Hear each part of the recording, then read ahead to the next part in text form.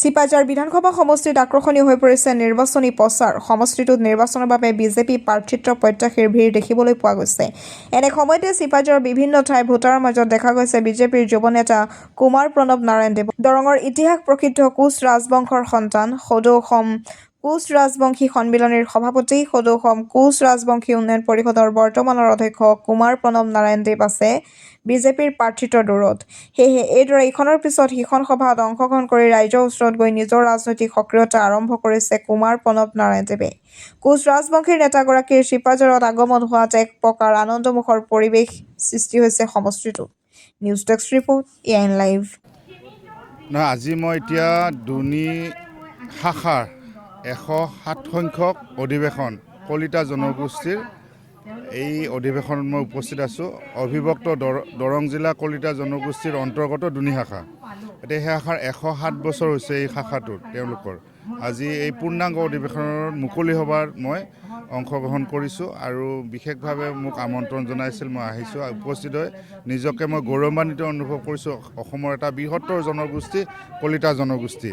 এই জনগোষ্ঠীটো অসমৰ জনজীৱনত যথেষ্টখিনি তেখেতসকলৰ অৰিহণা আছে। বিশেষকৈ বৰ অসম যি বুলি কওঁ, সেই বৰ অসমৰ অসমীয়া সমাজ গঠনত কলিতা জনগোষ্ঠীৰ এটা ইতিহাস আছে আৰু ঐতিহাসিক তেওঁলোকৰ এটা ভূমিকা আছে। গতিকে মই ভাবোঁ আহি থকা দিনত কলিতা জনগোষ্ঠীৰ এনেধৰণৰ অনুষ্ঠানে অসমীয়া বৃহত্তৰ জাতিটোক আগুৱাই যোৱাত যথেষ্ট সহায় কৰিব।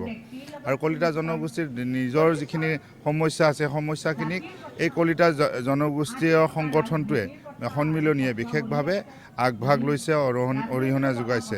এই সমস্যাবিলাক সমাধান কৰাৰ ক্ষেত্ৰত চৰকাৰৰ ওচৰত এই সমস্যাখিনি দাঙি ধৰাৰ কাৰণে যথেষ্টখিনি তেখেতসকলে বলিষ্ঠ পদক্ষেপ লোৱা আমি দেখা পাইছোঁ। আৰু চৰকাৰেও যথেষ্ট গুৰুত্ব সহকাৰে কলিতা জনগোষ্ঠীয় সন্মিলনৰ যিবিলাক সমস্যা তেওঁলোকে দাঙি ধৰিছে সমাধান কৰাৰ ক্ষেত্ৰত গুৰুত্ব সহকাৰে লোৱা আমি পৰিলক্ষিত হৈছোঁ। আৰু আহি থকা দিনত এই বৃহত্তৰ কলিতা জনগোষ্ঠীটোক আগুৱাই নিয়াৰ ক্ষেত্ৰত বৃহৎ এটা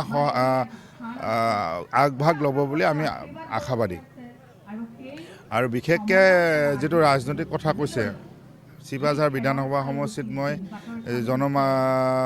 সংযোগ হিচাপে সকলোৰে লগত মই মিলি ঘূৰি আছোঁ, ৰাইজৰ মাজত সোমাইছোঁ। দলীয় সংগঠনৰ লগতে আমি বিজেপি দলৰ যিটো সাংগঠনিক ব্যৱস্থা সেইটোতো কাম চলিয়ে আছে। তাৰ উপৰি মই বিশেষভাৱে ৰাইজৰ মাজত সোমাই ঘৰে ঘৰে জনসম্পৰ্ক কৰিছোঁ, বিভিন্ন দল সংগঠনৰ লোকসকলক লগ কৰিছোঁ। তাৰ উপৰিও এই অঞ্চলৰ জ্যেষ্ঠ সমাজৰ লগত জড়িত থকা জ্যেষ্ঠ ব্যক্তিসকলৰ লগত মত বিনিময় কৰিছোঁ। আৰু সকলোৱে বিজেপি দলক এইবাৰ উৎসাহেৰে বাট চাই আছে যাতে আগন্তুক দিনত চিপাঝাৰ বিধানসভা সমষ্টিৰ পৰা বিধায়কগৰাকী মাননীয় মুখ্যমন্ত্ৰীক উপহাৰ দিব পাৰে চিপাঝাৰবাসীয়ে। তেনেধৰণৰ এটা মনোভাৱ লৈ ইতিমধ্যে ইয়াত ৰাইজে আছে। যিকোনো খবৰ আৰু বিজ্ঞাপনৰ বাবে যোগাযোগ কৰক 7896121996।